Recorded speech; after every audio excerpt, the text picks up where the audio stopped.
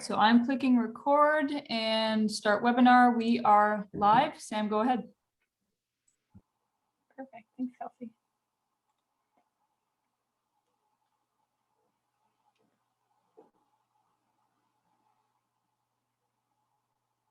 Hi, everyone. Welcome. I'm just going to give a few moments as folks start to filter in here.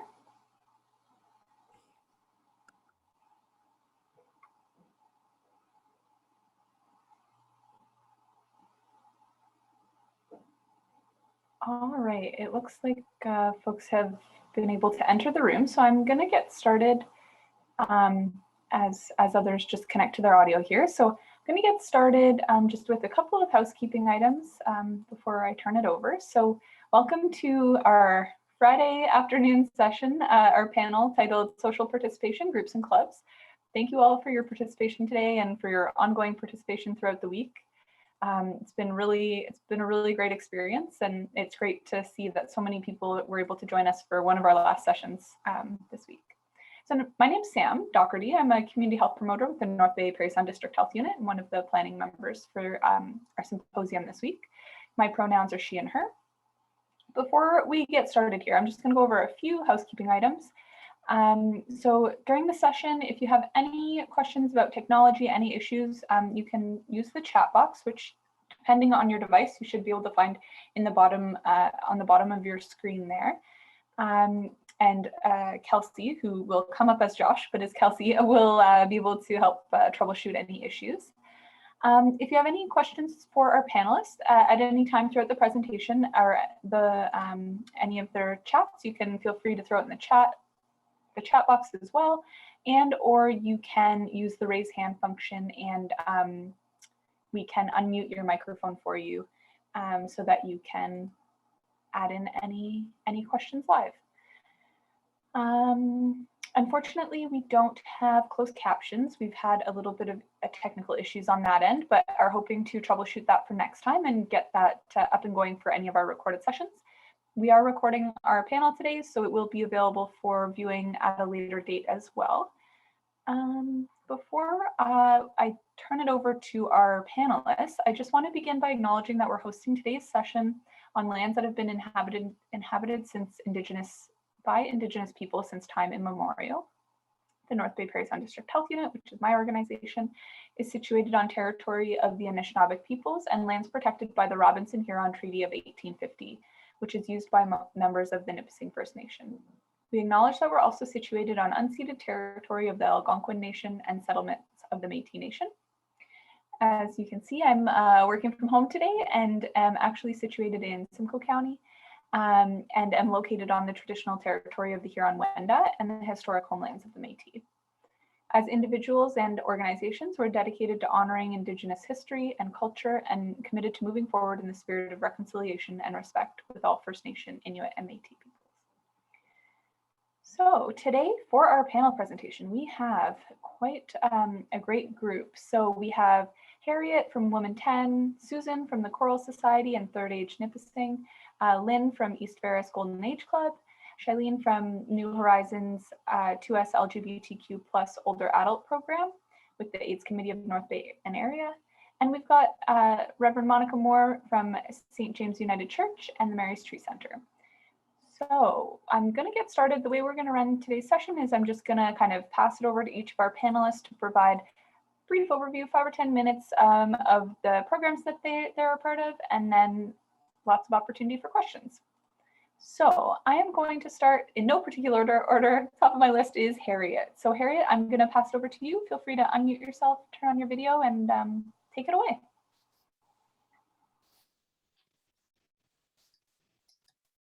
I'm clicking my video. Oh, there I am. Okay. Good afternoon, everyone. Before I get started, I just want to say thank you to the organizers for the Seniors Symposium and the collective. It's been quite a journey over the last year, and it's been a great opportunity to get to know like-minded people and to be introduced to all kinds of things that I didn't even know about. So thanks very much. And Samantha, as you're the lead today, and Kelsey, thank you. And thank you to my team, which is Jess, Senny, and Allison. So if you would like to start the PowerPoint, that'd be great. Thanks, Kelsey.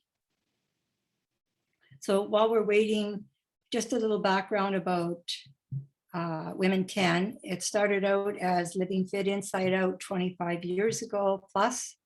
And of course, like everyone else during COVID, we had to pivot. And so thinking about women and equanimity and how important it is for women of all generations to be an example to others. We call this Women 10 and invited all women to join us if they ever wanted to. And that happened through our guests and people who are joining Women 10 Living Fit Inside Out from other locations in Ontario, Prince Edward Island, and west to British Columbia. So slide 2. We are a social club, and this is what I'll be talking about today: our vision, our mission, our program services, challenges, changes, and contacts. Next slide. So our vision statement changed this year through our own, what I'd like to, we at the village calls it the collective, but I call it the Living Fit and the Women 10 Collective. We changed our vision statement to reflect, I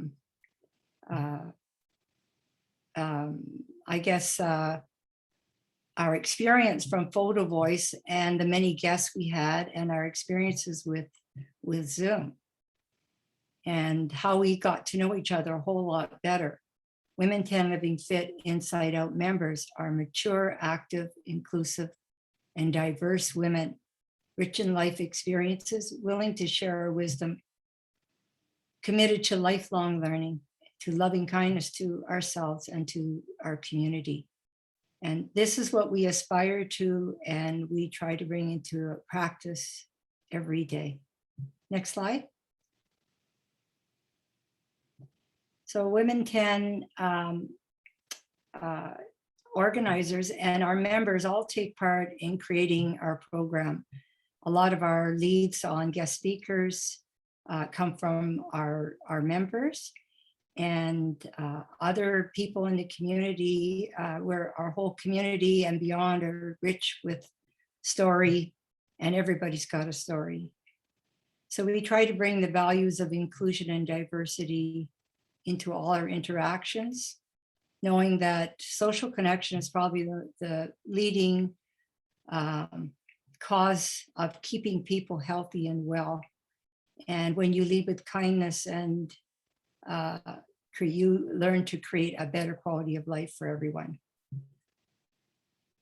Next slide, please.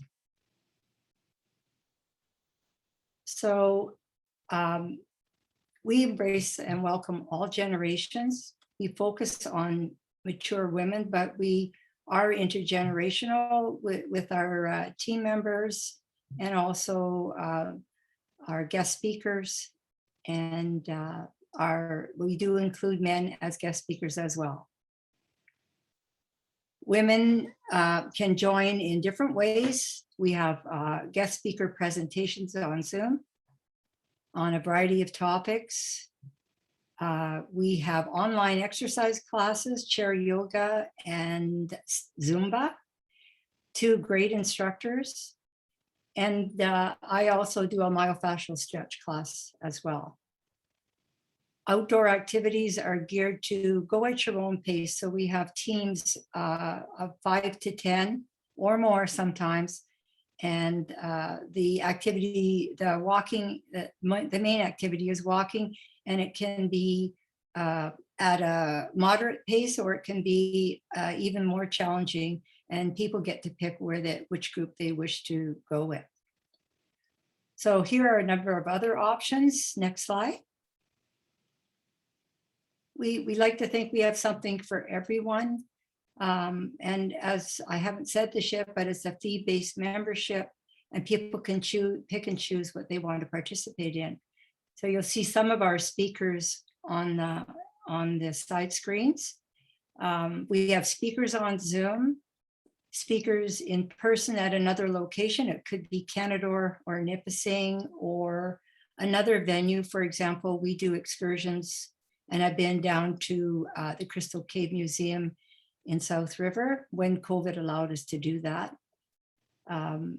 We have online exercise, and again, we ask people to go at your own pace, and remember that from birth to the very end, our bodies are designed to move. So we keep that in mind and try to get people to work at their own pace.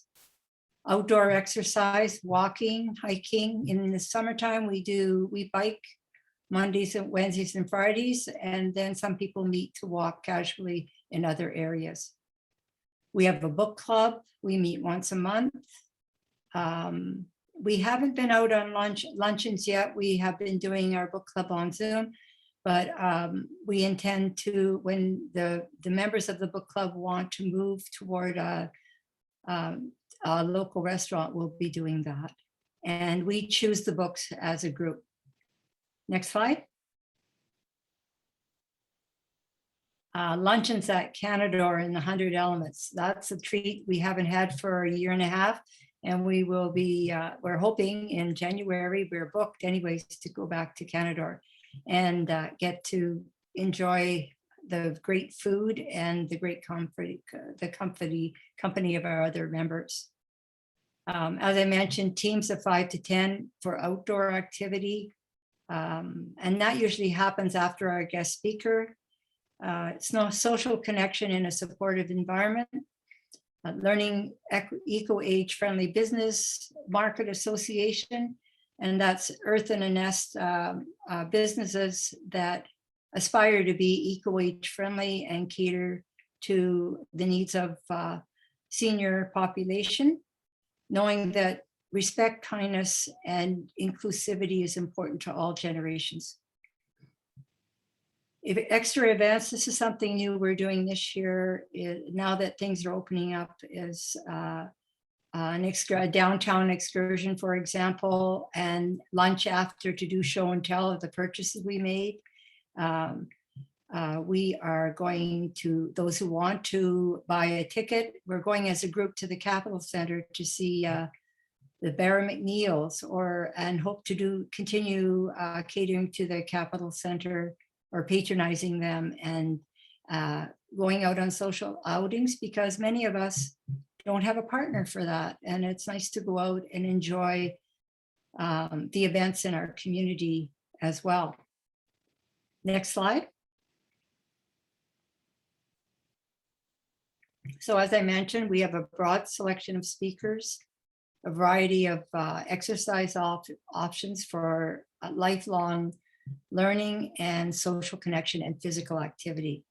One thing that we've learned about in the past was the blue zones, these areas in our fragile planet where people have low rates of chronic disease and they have a very, very long life. They encourage, so sorry, I saw the question in the chat box, but I'll get to that in a moment. Blue zone activities are moving naturally, and that's just keeping your body active all of your life and not being sedentary. And that could mean walking, gardening, hiking, biking, anything that allows you to keep your joints and your muscles moving. Developing a positive, grateful outlook, being thankful for where we live and what we have, but also being thankful for the adversity that helps us build resiliency as we age. Those things are all teachers, right? All those experiences, and creating positive social connection opportunities.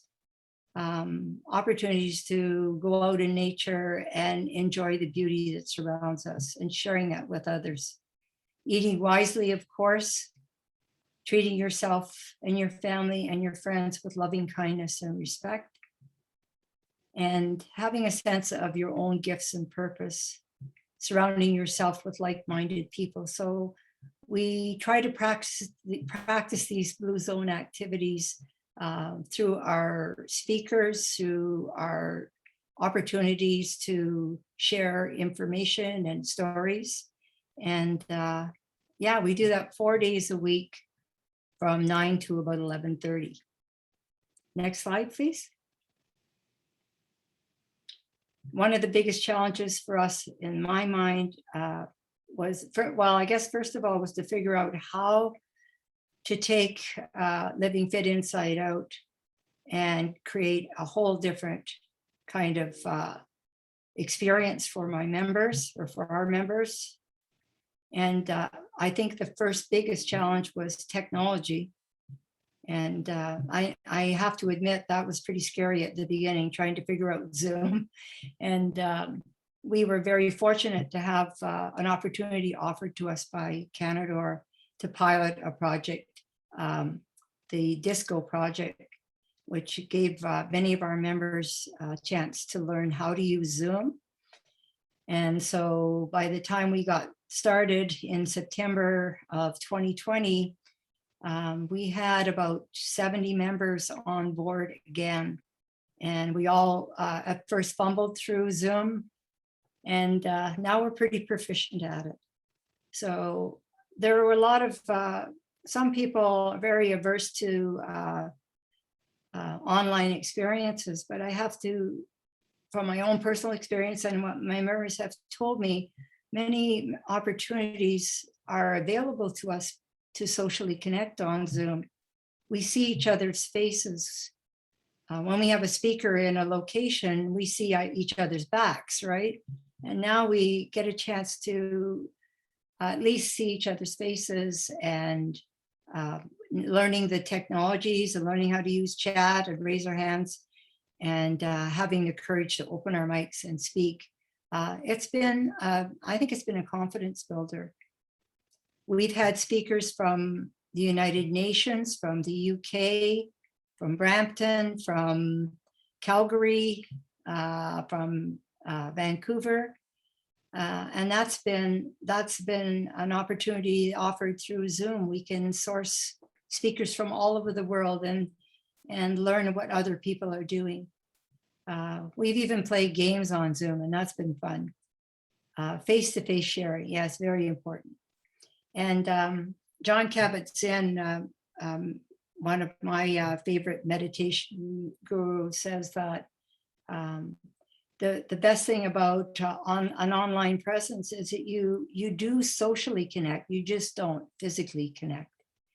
But we do. After we have our speakers, and that's usually about an hour from 9 to 10, at 10:30, we meet outdoors as often as we can in teams, and we explore our community. And we found that there are over 40 walkable trails in our community, most of them cared for or maintained by community members, by neighborhoods. And that's been a fantastic experience. So 4 days a week, Monday to Thursday, we get to forest bathe. And there's all kinds of science to prove how beneficial that is. We've formed in our teams, for sure, the members have formed closer friendships, and lots of sharing, lots of storytelling. And that's where we learn the most, and a lot more openness and transparency with each other, because the trust between us has grown. And we certainly welcome new members always. So the most common question asked, will you ever go back to a physical location for speakers and classes? I'm going to answer that question on chat now. There's a possibility, but we'll have to go to other facilities like Canadore, and that's been offered to us, which is fantastic. But I think our members prefer a little of both. Some of my members like to have their coffee and breakfast while they're watching our speakers. Others just like the mix that we start our morning with an inspirational speaker or an educational speaker, and then we meet outdoors. A half an hour later, we give time to gather at one particular location, and we get to discuss what happened on that Zoom activity. Next slide, please. One of the questions was to talk about changes, and change, as most of us know, it's just part of life, and learning new technology was part of that, one of those changes, and it really alerted me to the fact that technology is here to stay, and I don't want to be left behind. I want to be able to communicate with everyone, with my grandchildren, my children, the members of Women 10, our speakers, and it's opened a whole new world, especially since we can access speakers from all over the world and members too. So we had to change our schedule a little bit. We had to change our location and our format in general. And our location really is, I operate out of my office at the back of my home. And it's really no fixed address because we are community citizens and global citizens, who knows? We use outdoor facilities as much as we can, whenever possible. And we gather together, we even carpool to go on excursion to different places. So that's been our format now: Zoom for guest speakers and exercise, online and outdoors. We have an organization that hasn't changed in one way. We are, when a new member comes on, we commit to that new member and embrace everybody. We have a little slogan. It's gossip-free, complaint-free, criticism-free zone wherever we are.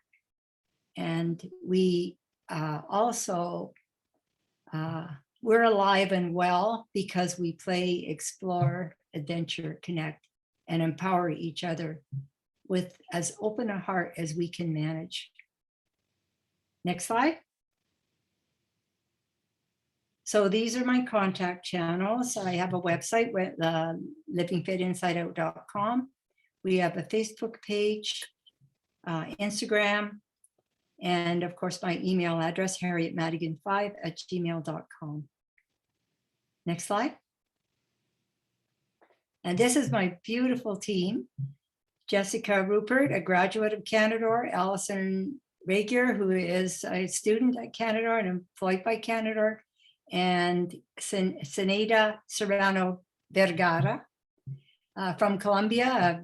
She's been my social media guru, and she put this slide presentation together for me in very short time. So I'm so appreciative. Thank you very much, Seni. And next slide. Thank you for the opportunity to share Women 10 Living Fit Inside Out with you. It's been a great experience. Thanks so much, Harriet. That was really great. And I know that I had a couple of questions that I thought of about this, but I just wanted to, yeah, so actually two of the questions that Nicole put in the chat box here were the questions that I had as well. So, so just to be clear, so your home base is North Bay, correct? Yes, yeah. Yeah. So, but then given that a lot of activities are on Zoom, potentially there could be folks from outside of North Bay who would be able to participate in some of that virtual aspect. Yes, and many of them, well, many came on for Zoom for the chair yoga, which is an excellent, we have an expert yoga instructor for chair yoga, and these people really enjoy that class. Then we have Zumba. It's geared to seniors, and our instructor is just a fantastic instructor. She is also a mature adult woman, and I call her the bionic woman because she can move her hips very, very well and move her body very well. And she's had hip replacement and a shoulder replacement. And she's just a fantastic instructor and brings joy to anybody who participates, because Zumba is a very joyful kind of activity. And she encourages people just to move. And that's our philosophy. Just move, keep your body moving all of your life. And so Harriet, for folks who are interested in joining any of your activities, how would they go about joining? They can contact me through my website. There's a contact form under, it's a question and answers and member etiquette. And they can also, there's a registration form right on the homepage. They can just use that as an inquiry if they like. And I contact them personally when they join. Okay, great. Would you mind, could you put the link to the website in the chat box? Okay, I will do that. Awesome. Thank you so much, Harriet. There's some questions here. Oh, how do we join now? Is it? I love Yeah, the sorry, I've been reading the questions here in the Oh, chat box. okay. All right. Thank you. Thank you for that. And then Sunita offered a really, really great, a really lovely statement here just about Yes. the mission of Women 10. So that's lovely to hear. It's really nice having her online for the guest speakers as well, because she is, we get another perspective through her generation. And it makes me very hopeful to have these young people coming up behind us. Mm-hmm. And she actually put the link for the website in there, so that's great. That's right. Okay, thank you. Thank you for the opportunity. Thank you so much, Harriet. And we can definitely loop back for additional questions as we continue through. So if folks do think of anything else for Harriet along the way, please feel free to add them to the chat box and we'll come back to that. And then next, I'm going to pass it to Susan to chat about the Choral Society and third age nipping. Thanks, Susan. Both of these are organizations that I feel very passionate about. I'm involved in both of them. I co-chair Third Age, and I'm vice president of the Choral Society. So they're great organizations, and I don't think enough people are aware of them. So I'd like to start by talking about third age nipping. And whenever I say that, people go, what? Third age nipping? What's that? So I'll give you a little overview of what it is, and it may appeal to some of you to participate. It's not an ongoing thing that's happening every day. Well, I'll explain as I go along. So third age nipping is actually, we work under an umbrella organization in Canada, which I'll talk about in a moment. And we have our little chapter going on here in North Bay, which has only started in 2017. So we haven't been at it for very long, but so far we're garnering a lot of interest in it.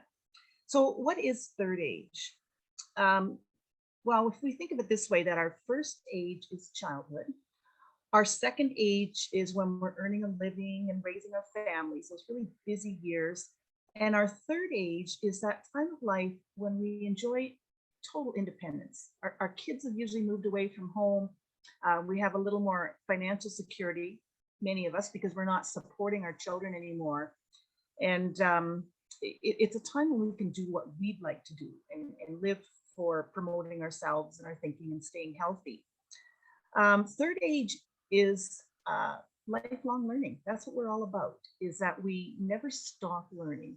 And sometimes when we leave the workforce and we're not going to workshops anymore and learning new things that way, it's really neat to learn other things that keep our minds ticking. And we know that thinking is a really good, important part of aging well and keeping our brains bubbling along and moving. So our mandate, of course, is that lifelong learning is an important part of healthy aging. It helps us to age well, it provides social networking, and it promotes healthy brain function. So how do we do this? The third age movement actually started in France in 1973, and a group of people got together and said, you know what, learning doesn't stop because we stop working. Learning is always ongoing. So they got an organization going in France, and it arrived in Canada by 1975. And third age learning networks started to pop up all over the place in Canada. There are 50 groups in Canada right now. Us here in North Bay or Nipissing area, we are one of those 50, and we're the only group in Northern Ontario at this point. Most of them are Southern Ontario or out west in the big cities. So we're kind of a small time place trying to get third age learning going. So we started in 2017. We started small. We are growing a bit, but I think our first lecture, we had maybe 50 people, and now the size of them has grown quite a bit. So we formed in 2017, and we set out to create a community of people who like to learn. And all that these people have to do, they don't have to join a club, they don't have to pay dues. All they can do or need to do is show up when we offer these series. We've been calling them lectures, but they're not always lectures. They're information series. So we've been running 2 of them, one fall series and one spring series. And we were able to run 2 very successful series, and then COVID hit. So we went dormant for about a year and then tried to resurrect on Zoom earlier this year. It wasn't that successful. And we were trying to ask ourselves, why isn't it that successful on Zoom? But we came to the conclusion that the education opportunities we offer are a big social outing. Most of the people who come are retired, not all of them, but most of them are. We run them during the day, and they like to come and network with other people. We provide snacks and drinks and things, and it's just a fun social event, as well as listening to an interesting lecture.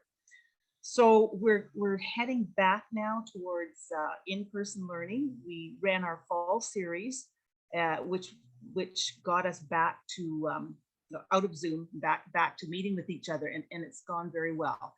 We've had to do all the COVID protocols, etc. So our series this past fall, we kicked off with a history of North Bay. That was our focus. So we run 3 lectures or 3 things connected to that series. So our first one, we booked on the Chief Command Act, and we had Norm Dokes come and talk about history of the area and some of the native history.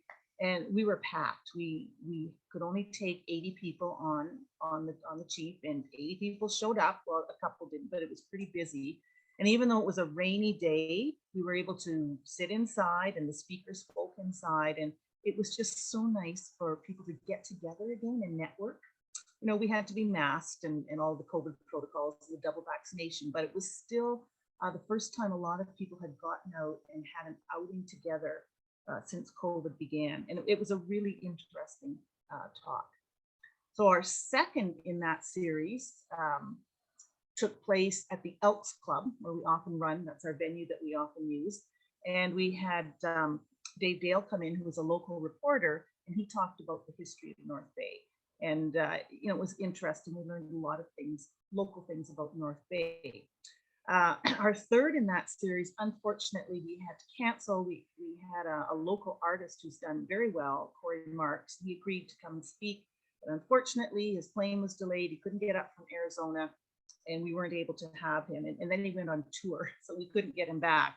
We were very excited about that, but sometimes that happens. So that was our most recent one. Some of the other series and guests that we've done are based on what our membership tells us when we do surveys. I'm interested in health and well-being, or we're interested in this, nutrition, and we try and cater to that. And I'll talk in a minute about how you can join and how you can connect to this organization. Some of our other guests, we've had a couple of series on nutrition and health. We had Dr. Anthony Martin from Sudbury a couple of times. He's a naturopathic doctor who's got a PhD in nutrition. And he was very informative, talked about eating, talked about good trends in eating and things that we should ignore, etc. We had Amanda Cooley, who was a yoga instructor, and she came and talked to the group about the benefits of yoga and did some examples. So people are actually on the floor doing yoga that was geared for older people, which was awesome. We also had Dr. Mary Pat Sullivan, who was on this forum this week, come and talk to us about her research that she's done in geriatric populations, especially with loneliness. So that was a great series. In our health series, we had we had a physio, we had a sleep specialist, but probably the most popular series that we did, interestingly enough, was on cannabis.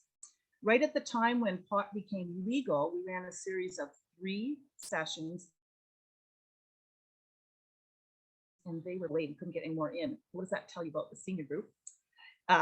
Anyhow, we had some really interesting people. We had pharmacists, we had Jim Chirico in, we had police in, talking about all different aspects of cannabis and pot. And a lot of people, as they get older, are using variations of it for health reasons. So that was talked about as well. So that I think was our most popular series to date. And our first one was about music. We had some interesting musical guests in. So, we try to find things that we think people will be interested in. And here's how we find out. We have a website, thirdagenipissing.com, all one words. I'll put it in the chat in a minute, thirdagenipissing.com. And if you go to that, it'll pull you up to our webpage. And it gives an overview of what we do. You'll see some of our former series events that we've run. And it also will give you a chance to register. Now, there's no fee involved in registering. It just means that you give your name and email, and everything that we do will be sent to you. You'll find out what our series is, when we're running it, who the speakers are. All of that is accessible on the website.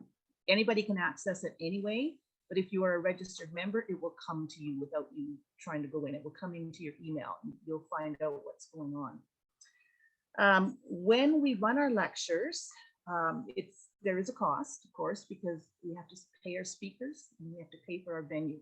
We're nonprofit, so if we break even, we're happy. We go out for a coffee and celebrate. But luckily, we haven't had anybody complain or say that they feel it's too expensive. We usually run 3 lectures for $30 and then 1 lecture for $15. So if you just want to go to one of them, it's $15. If you buy the whole package, you pay less. And that seems to be within most people's pocketbooks, and it's the minimum that we can do to cover our costs. So luckily, we've been supported by the village, and that's allowed us to be a little more generous with our speakers and a little more generous in our prices. For example, when we did the Chief Commanda, it was $15 to go on a cruise on the Chief Commanda, which is really, really good. And that was subsidized thanks to the village, and that really drew a lot of people out, and they really enjoyed that. So fee-wise, it's a pretty good deal. Usually when we run a series, if we're not on Zoom, we have posters up. We have 3 outlets that sell tickets for us. Point of Skin downtown, Royal LePage across from Memorial Gardens, and Jack Pine Variety on Jane Street. And they've been awesome. They will sell tickets. People can just go in there, buy their tickets from them, or if you know any members, you can buy from them. And usually we have tickets left over at the door, and people can buy when they come to the door. If we don't, we always announce it on our website. We're sold out. We can't accommodate any more tickets. So that's only been a problem with a couple of series. And we moved to a bigger venue now, so it accommodates more people, and then we can fit more people in there.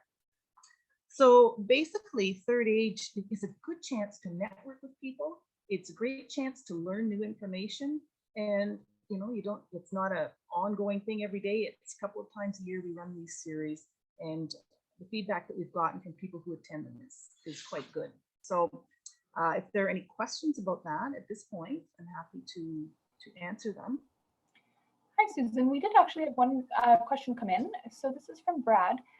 So, Brad's just asking, how many people run the organization and how many hours is involved to run it a month? Just wondering about the admin required. Is Brad looking to sit on the board? Right now, I think we have 9 of us who are running it. We lost someone who moved out of town, about 9 of us, and we're always looking for new members. We're a great group. You know, we brainstorm together, we have meetings.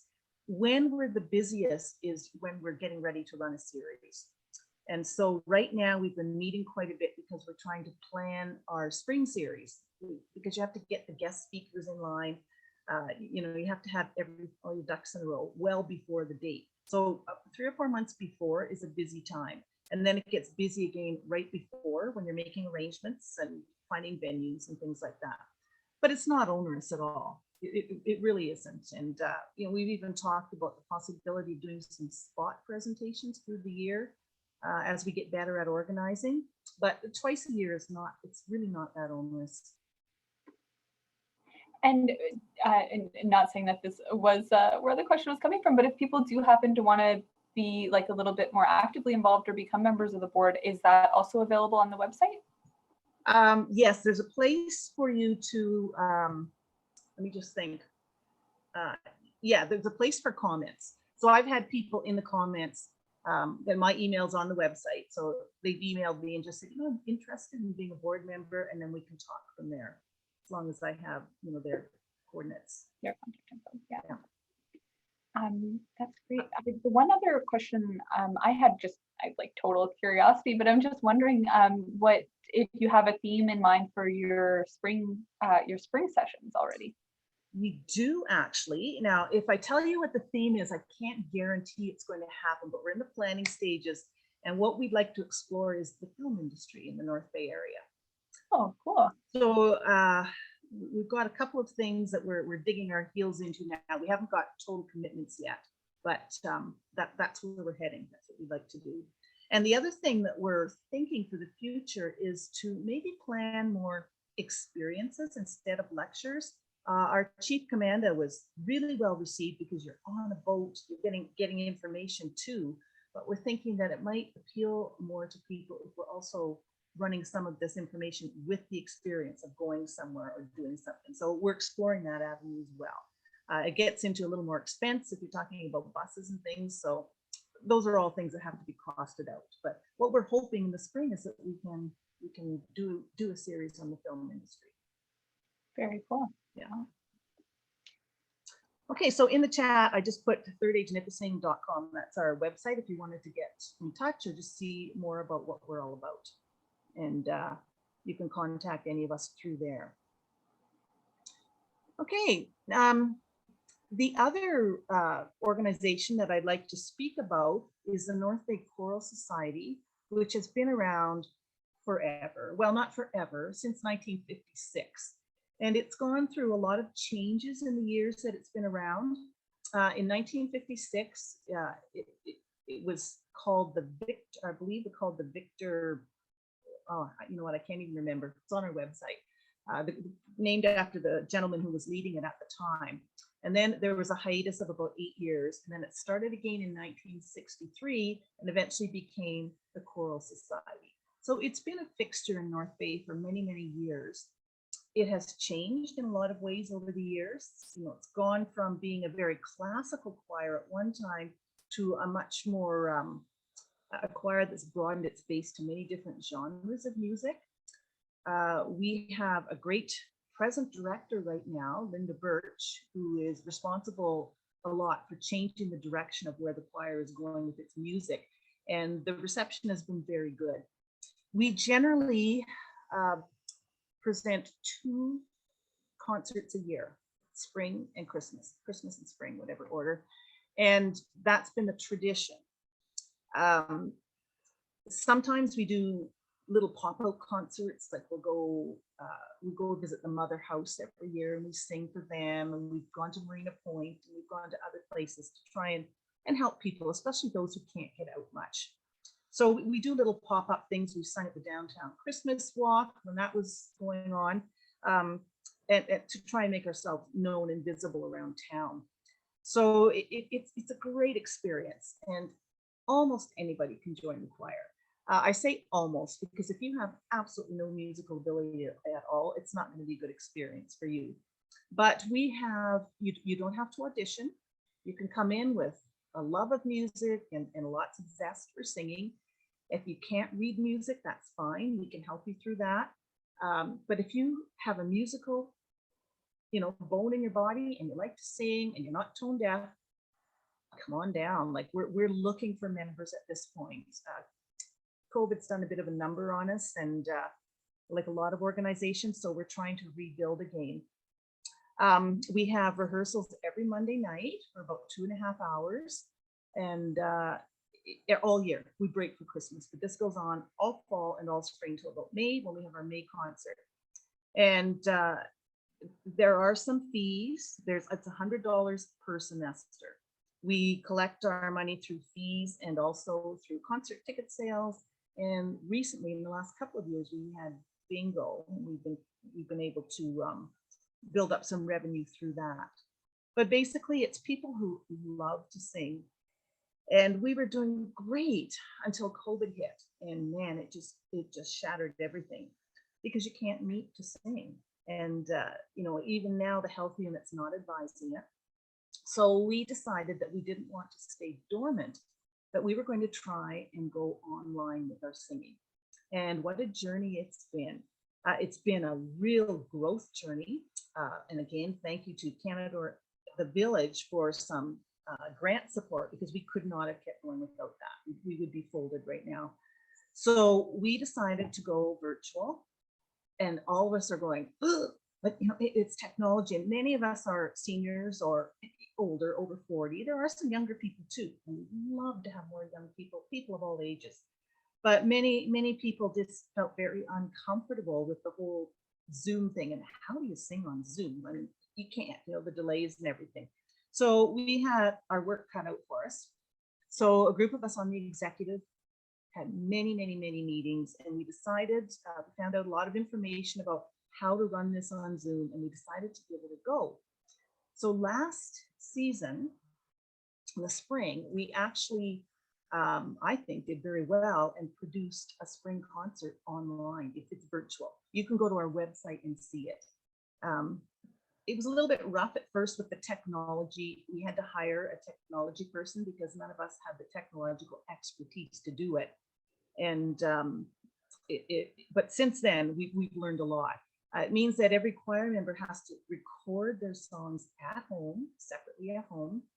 And you learn how to do that. Once you learn how to do it, it's easy after that. And then all of those recordings get sent to our technician, who puts them together, and the song comes. It's amazing. You're going to see in a minute. I'll show you a clip.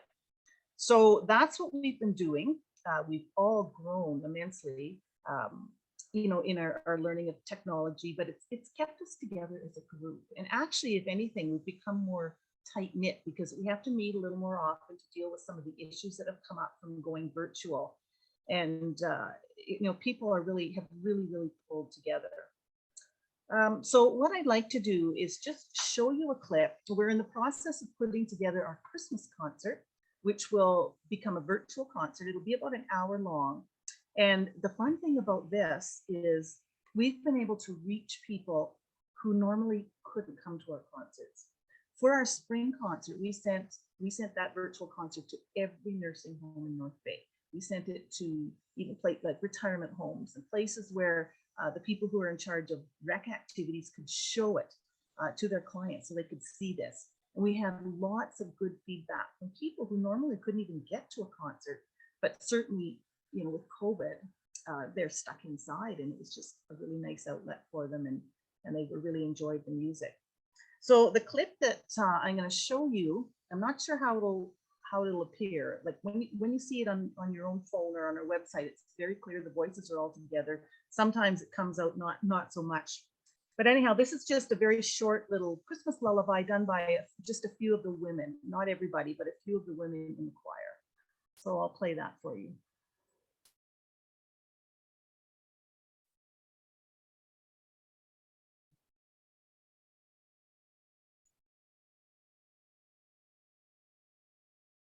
Oh, there's no sound. Yeah, sorry, Kelsey. It doesn't seem like there's sound.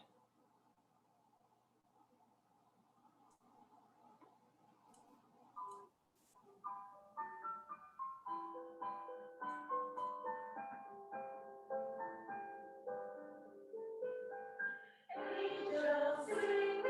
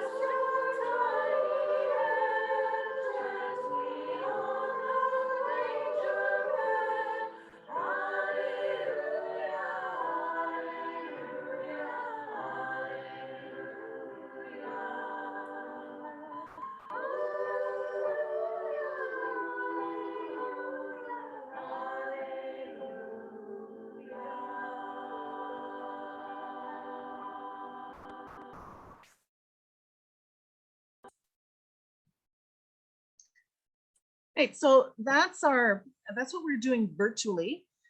We're going to be producing about 10 pieces, 10 or 11 pieces for our concert, and that will go out to the different homes and such. One of the challenges that we have had going virtual is we did lose members, people who didn't feel comfortable, didn't want to go virtually, and unfortunately, a lot of them were men. So we're trying to get the men back. We're heavy on females anyways, which seems to be common in a lot of choirs. But we're hoping when we get back together that some of our men will return and we'll have a little bit more of a balance. But that was just a piece done by some of the women. None of the men were involved in that one. Anyhow, if you are interested and you find it something that you might want to do, you can go to our website, which is northbaychoral.com. And on that, you'll see history, of the North Bay Choral Society. You'll see many of the videos that we've performed so far. You'll hear a bit about concerts. You can contact a member through that. We have a hotmail.com account that you can, connect with someone and they can get back to you if you're interested.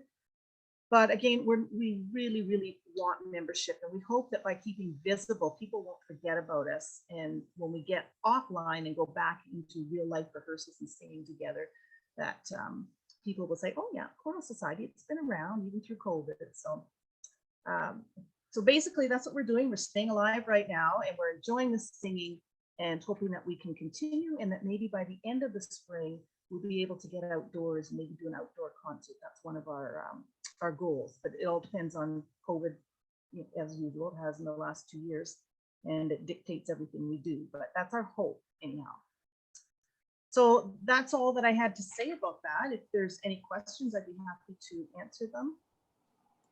Thanks so much, Susan. The one question that came up was just around, for both the Choral Society and for the Third Age organizing group, what's the kind of gender split like for people maybe who identify both as either men or identify as women? Just for the organizing groups? So for the group as well as for then the Choral Society. I know you said the Choral Society is a bit heavier on the women's side, but for the singing, we have I think we have 2 men on the executive for the Choral Society, and with the Third Age, it's pretty balanced. I think more balanced anyways. that's great. Just depends on the year, changes year to year depending on who's on the executive. Sure. Yeah. Well, that's great. It's really amazing. Sounds like you're super busy. You've got lots of things on the Yeah, really. I am. Okay, thank you so much. Again, if there's any other questions that come up for Susan, please feel free to add them to the chat. You do have some nice comments there about the song that you shared, so that's lovely. Just recognizing the time here, I'm going to move on to Lynn from East Ferris Golden Age Club to share a little bit about your program. Hello, everyone. I'm the president of the East Ferris Golden Age Club, which we now call Club Action 50 Plus. It's a club that was established in 1986, and our purpose is to bring about unity of all who have attained the age of 50, offer a spirit of friendship, respect, and mutual help, offer social, recreational, educational, and cultural activities, advocate for seniors, and offer comfort to those who require assistance. That's really our purpose, our club purpose. We are also a bilingual club, so we have many members who are francophones, and we try to provide some activities in French and provide our documentation in not everything in both languages, but some things in both languages. So the club has been around for a long time. We have a clubhouse in Corbeil, so we are just behind the municipal office at 392 Highway 94.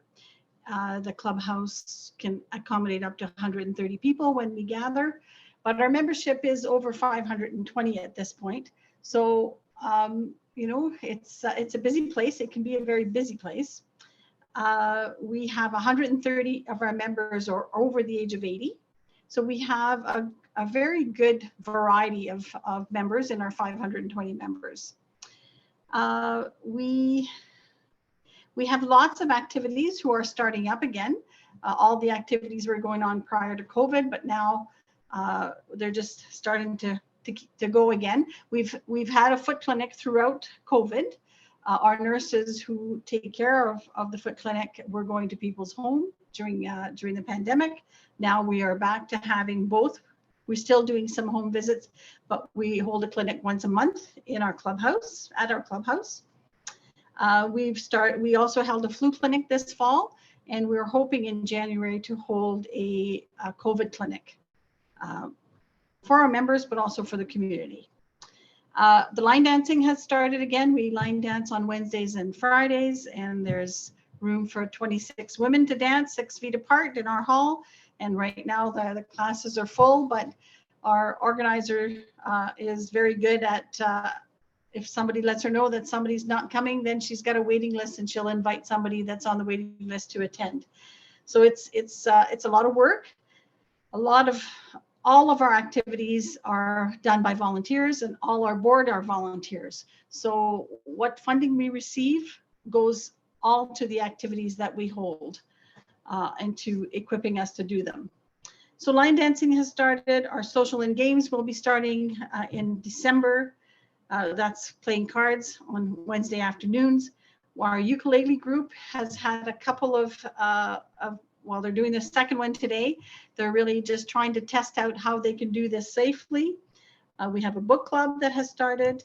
We've had the disco program running for the last 2 months, no, 3 months now, and that's been quite popular. We've always had a technology class, technology, not a class, a club that met on a regular basis. And I think this just complemented it and really helped with more members being involved. We have Lunch and Learn on a monthly basis, and that's starting again in December. And we have trips. We have trips organized 3-4 times a year, and we haven't started that as yet, but that will be coming. During the pandemic, a lot of things came to a halt, but we kept in touch with our members by phone. We did reassurance calls. The board of directors contacted all of the members. So as a group, we took our list and made contact with every one of our members, found out from them what they wanted as far as contact, whether they wanted to talk to somebody once a week, once a month, or they didn't feel that they needed it. And basically those reassurance calls have continued. They've lessened. So, more people have said that they're doing fine and they don't need the reassurance calls, but we do have quite a section of people who continue to want to call and have the contact, and our volunteers are continuing to do that. During the pandemic this summer, we had a car rally, and that was very successful. We were asked to participate in the 100th anniversary of Corbeil and the East Ferris municipality, and that was an activity that we planned to accommodate the fact that we were in a pandemic and the fact that we wanted to celebrate that 100th anniversary. So the car rally was our first one this summer, and we based it on a historical activities of the East Ferris region. So it was very interesting. I think the 60 people who participated truly enjoyed their time and learned some more about East Ferris. When it comes to contacting us, the best way is either by telephone or by email. We have an email address that's easy to remember: East Ferris Golden Age Club, EFGAC, the number 1 @gmail.com. So easy to reach us through email. And then if you want membership, our membership is $10 a year. And once you reach the age of 80, if you're a new member over the age of 80, you pay for your first year. And then after that, there are no membership fees. What else can I tell you? We have a Facebook page. So if you go to Club Action 50+ East Ferris, it will bring you to our Facebook page, and you will see some of our activities and a calendar of our activities and that type of thing. Once you're a member, you can connect with a website that's called My Active Center, and My Active Center will also connect you with whatever activities is happening that week. So it's a good way to register and be involved and find out what's happening at the club. As far as eligibility criteria, you need to be a member now to participate in our activities. You need to be double vaccinated. We are very strict about hand sanitizing and confirming that you haven't been exposed to COVID in any way. We are very attentive to trying to keep our members safe, those who are participating in person. So that's a challenge, and it's a lot of work to keep track of everything. What else can I tell you? Last summer, when COVID hit, we had no place to do outdoor activities with the covered area. So that really put a halt to many of our activities. The reassurance calls, the trying to set up people with Zoom and helping people learn to use technology has been a big part of our job over the last 2 years. And that's been okay. People are staying involved. And people were very happy to get back to in-person meeting in the fall. What else can I tell you? I think that's good for me. If you have any questions or want to know anything else, I can answer that. Thanks so much, Lynn. Would you mind, just for folks who are online, just maybe adding your phone number for people to join to the chat box? Because I think I heard you say that that's the best way to call to inquire about membership. Yeah, membership and email and phone number. Yeah. Okay, yeah, that would be great. And then I can always follow up with others following. I had one other question. Oh, is it a fee-based service? Like, are there fees associated to join? And apologies if you mentioned that and I missed it. No, there's $10 to become a member. And depending on the activity, most of the activities are free of charge. Some of them, we ask for a small donation, and it's as they please. And yeah, so most activities, or if it's a dinner, then there might be a flat fee for attending a dinner, or yeah. So it's very minimal actually. Cool, that's great. And then my last question is just a similar question to what I asked Susan, but in terms of like the gender split for your members, do you find it to be pretty even between men and women? I would say that our membership has more women than men, but we're trying to attract those men to come out. They tend to not be as willing to get involved in these types of activities. So we have a group called the Men's Shed, and they're trying to set up a breakfast so that the men can get together and sort of decide the types of things that they're interested in. Our Lunch and Learn this month will be on beer, on the local brewers. So we're hoping that might attract the men to come out to the Lunch and Learn. So we're trying to do some of the program to attract them more. Wonderful, thank you so much. And it's not, our goal is the people from the East Ferris municipality and surrounding areas. So it's not limited. We have a lot of people, a lot of our members who are people who have lived in East Ferris and who are now living in North Bay, who are our members. So we do really cover the whole North Bay area also.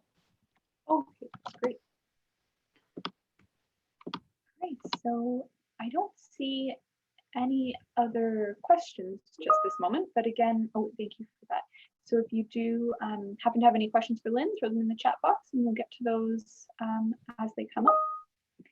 And awesome, thank you so much, Lynn. I really appreciate it. It sounds like you guys have lots of really cool activities happening. Yeah. And then next, I'm gonna call on Shailene. Again, sorry, my cousin's name is Shailene. So again, I'm sorry if I'm saying your name wrong, but it's just like that's the first thing that always comes off the top of my head. From the AIDS committee. Thank you. Oh, no worries. My name is French, so Shaylin, and I'll be adding my contact information to the link, and you'll see how it's spelled. And you'll understand why there is some confusion around how to spell my name sometimes. So no worries at all. So like I was saying, my name is Shaylin Badzi. My pronouns are she, her, and I am the New Horizons 2S LGBTQ+ older adults program coordinator here at the AIDS Community of North Bay area. So I'm going to be talking to you today about the New Horizons program. So we are committed to minimizing the social isolation experienced by the 2S LGBTQ+ older adults population through the creation of online and in-person social and support opportunities. So there's educational workshops, culturally relevant programming, and our team is committed to community building and inclusion across identities, and the creation of spaces where all people on the 2S LGBTQ+ spectrum feel welcome, heard, and honored. So our program aims to support and empower those who identify as older adults, so 55 and over, within the 2S LGBTQ+ community to promote healthy relationships and to increase access to health and social services. So what is the New Horizons program? So we are a pan-Canadian project funded by the Employment and Social Canada. So our program is located in central Northern Ontario specific. So we cover 3 different areas. So there's a Simcoe-Muskoka area, the North Bay area, and the Sudbury area. And within each of these areas, there's 2 organizations attached to them. So in Simcoe-Muskoka, we have the Gilbert Center in Mamaway. In North Bay, we have the Ace Community of North Bay area, which is where I'm situated. And then we have the North Bay Indigenous Hub, which is where my core for Phoenix is situated. And in Sudbury, we also have the Rizzo Access Network and Ontario Aboriginal HIV/AIDS Strategy. So we're able to come together as a larger team, which allows for community building across regions and a larger network of support for the large area that we do cover. So one thing I just want to note that while we do come from all 3 of those areas, we each have our catchment. We welcome anyone who is 2S LGBTQ+ and an older adult. So anyone who falls in that category is welcome to reach out to us and see how they can get involved in our programming. So what do we offer? So to begin with, we offer a program called Older and Bolder. So this runs every Wednesday evening, and it is a social support group. So there's normally a topic that gets brought up. So for example, one of the weeks goes around like the 2S LGBTQ+ history, and folks just get a space to kind of talk with each other, connect, and just talk about their days, talk about what their week looks like, talk about different subjects that interest them, and it creates that social opportunity. We also have, and so this is over Zoom, and another Zoom one that we have is also coffee and chats. So this runs every Friday during the day. So I actually facilitated that this morning, and that one's a little more informal. So it's 1 hour, there's never a topic, it's just people join in, talk about whatever they like, and just connect with folks. We also have a North Bay coffee and chat specific. So you need to be in the North Bay area, like our catchment area, to be able to access this coffee and chat. And this is where some queer folks are able to connect within North Bay and talk about North Bay and the area, what's being offered, and just make some friends and have that social outing. We also have some intergenerational programming. So for example, next week we have an art session. So a lot of our areas have youth groups. So we're having our youth group join our older adults group for an art session. And we've done a few intergenerational programming nights in the past, and they always go over very, very well. It's really wonderful to see the interaction between both groups. We also have some educational workshops. So every 2 months, we have a series called Aging Bodies, Healthy Minds. And there's always a topic picked every single time. I think this month is fall prevention. And we also, any opportunity for educational program, we bring it in. So right now we're also have a partnership with Connected Canadians, and we're doing workshops right now, connecting our folks to like technology-based workshops, just how to make their technology work for them and make it more accessible, just so they're able to access more social programming. Because I know a lot of us have had to go online in the past little while because of COVID. We also have some culturally relevant programming. So we're very fortunate to have some Two-Spirit outreach workers part of our programming.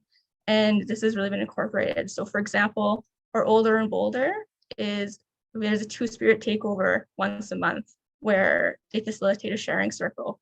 And you don't need to be Indigenous to access this. It's just a really wonderful night, and our participants have really enjoyed it and really taken to it. The Two-Spirit outreach workers have also done a bingo, which happens also monthly. And it's really wonderful because every month there's themes. So in June, there was Pride. In October, there was like Halloween. And one of our Two-Spirit outreach workers is a really good graphic designer. And they're able to create like bingo cards with all the animations. So it was really wonderful. We also have some in-person things. We're slowly trying to add this more and more. Every time we try to do in person, sometimes it can be difficult just with COVID, but there are some walk and talk programs within certain areas that we're trying to get going. And one thing that our program is really wonderful for is we're very responsive to our participants. We really listen to them, what they want, what they're interested in, and then we develop that programming and make that happen. So yeah, so how can anyone get involved? So like I was mentioning, this is a program for older adults, 55 and over. You also need to be part of the 2S LGBTQ plus community. And there's no fee to access any of this programming. And how you can access it is just connect with me. I'm going to be putting my contact information in the chat. Reach out to me either over phone or email, and I will be able to connect you with a mailing subscription every month where you can find out about all the programs that we run and get you connected to these groups. It's a very wonderful community that we've built, and I hope you can all spread the word that it exists and so we can get more participants. So yeah, so thank you very much for your time. I appreciate it. Thanks so much. One question I just wanted to touch base. So you had mentioned the North Bay catchment area for some of those pieces. So is that just North Bay and immediate surrounding area? I know we our catchment area generally for the symposium is a bit larger and includes the Parry Sound district. So I just wanted to know kind of if you have a sense of how that district fits in with some of those pieces. Yes, so when I'm talking about the catchment of the A's Community of North Bay area is very large, goes all the way to Mattawa, goes all the way to Parry Sound. And also, that being said, we're not very strict when it comes to catchment. So if you connect with me, I'll find you a program that you're able to attend. There's very few programs that are area specific, and if you're a little bit outside the lines, it really won't matter. Awesome, and especially with some of those, like you said, virtual and call-in options. I know it makes it a little bit easier for some of that, I'm sure. Absolutely. All right, and I've put my contact information in the chat. If you know of anyone who's interested, or if your service provider wants to know more, absolutely reach out to me. Awesome, thank you so much. I'm just looking at the chat here. I don't think I see any other questions just around intergenerational programming and how excited people are to hear about that. And so for your programming, I know your eligibility is people who identify as 2S LGBTQ+, but do you tend to have a pretty balanced kind of women identifying and men identifying programming? Yeah, so people access our programming of all genders. There really isn't any type of theme around gender that I've noticed. It's a very diverse group of people. And as I mentioned, our catchment area is huge, and also our catchment area, we have some folks from Winnipeg joining us for some programming. We're very open to folks joining us and being very welcoming. So anyone who would like to be interested in, absolutely get them to connect with me. Awesome, thank you so much. And then next up, I want to pass it over to Monica, so Reverend Monica Moore, to talk about your work at the St. James United Church.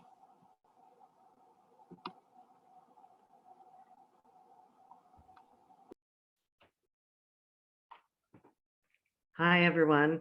And I'm not sure how many people from Parry Sound are out there because it's being recorded. I hope we can pass it on to others. Ani from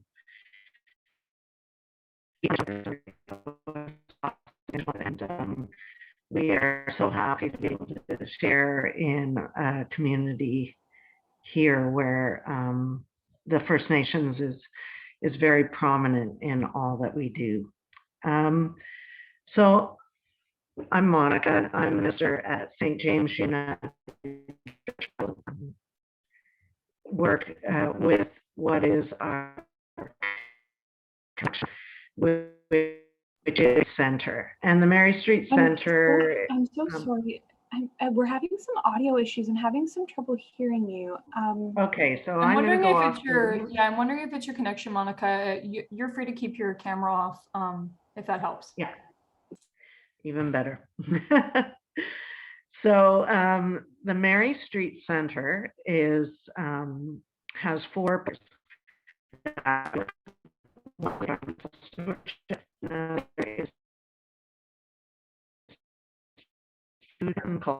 The fourth one is affordable rental space. So we have a big building in the middle of downtown Perry Sound that we like.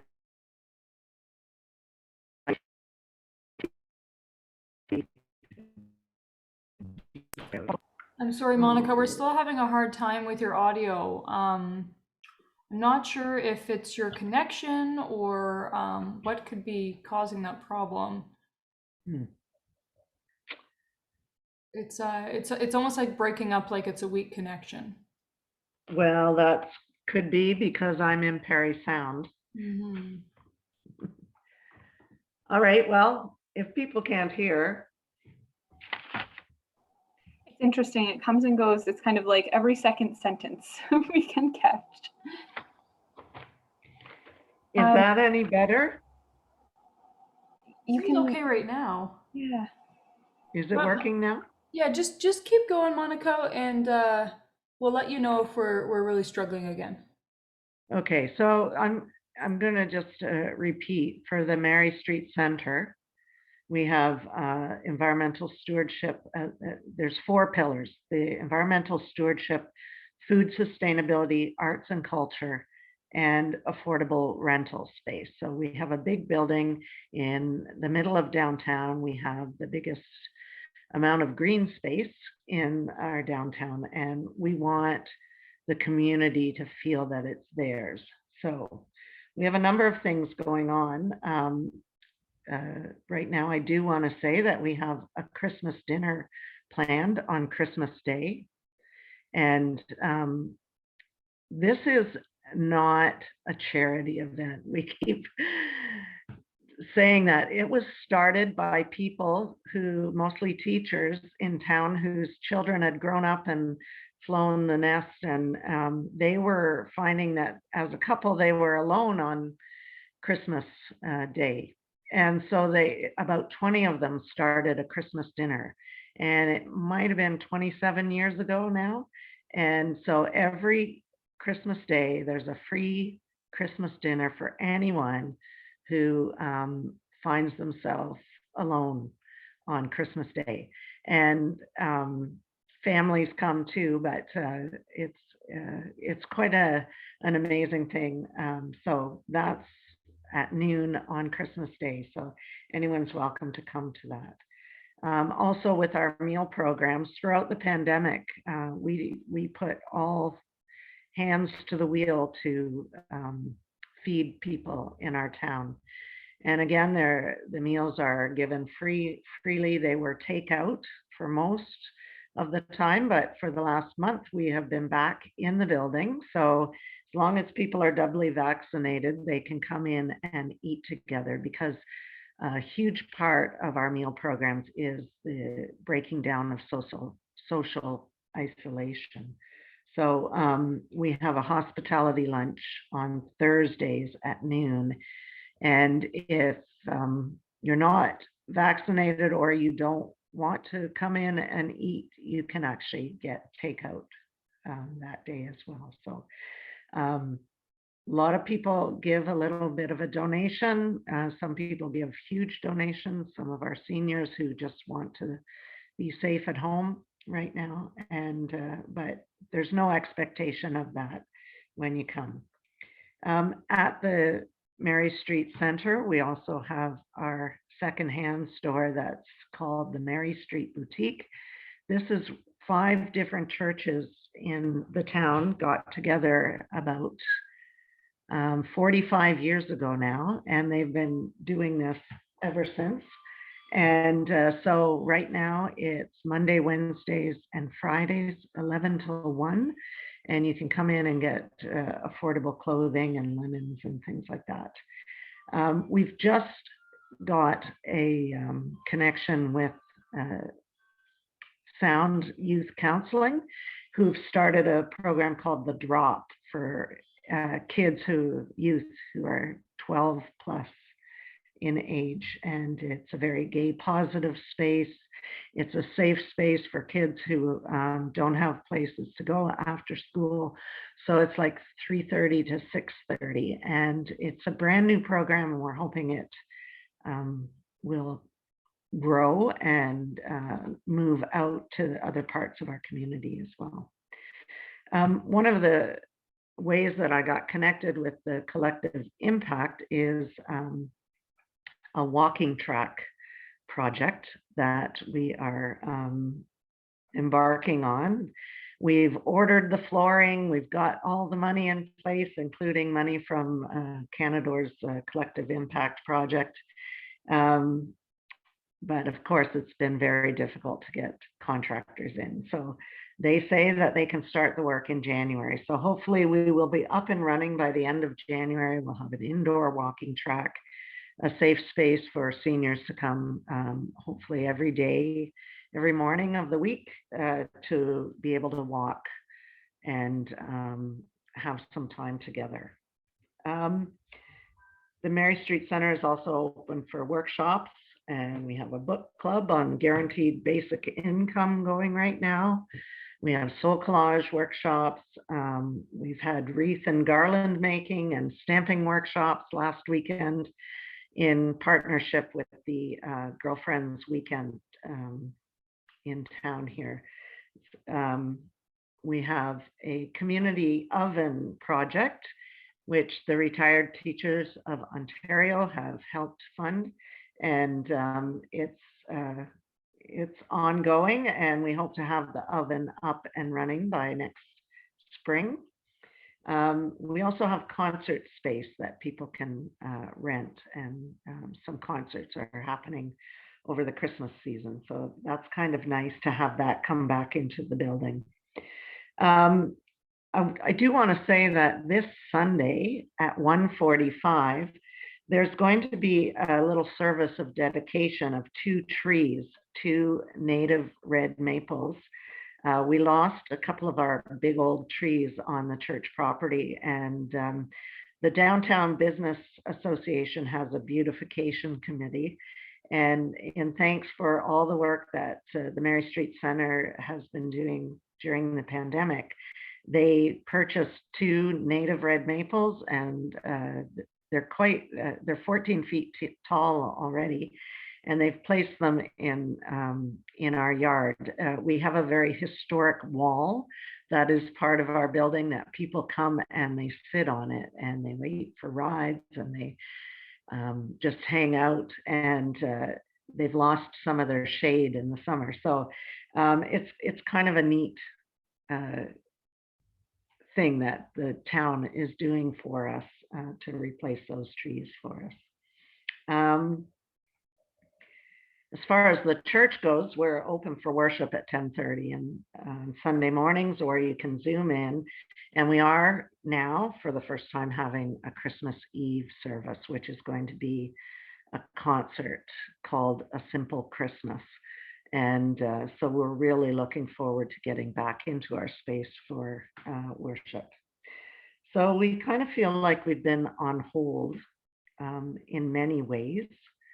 And a lot of our projects have got scuppered because of the pandemic, but we are anxious to really start opening our doors a lot more and becoming part of our community again. Again, I'll put in the chat box, I'll put 2 emails. Unfortunately, our website got hacked about a week and a half ago. And so that is down right now, and hopefully we'll be able to get it up and running again soon. But I'm going to put 2 emails, both my own and our administrator, Katie's, and the church phone number, so that people can find out about the programs that are going on. And if you call, we can put you on our weekly email blast that goes out and tells everybody what's going on. And I think that's it for me.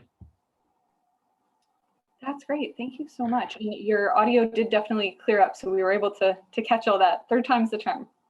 It's like that here. Just have to find the right spot. Yeah.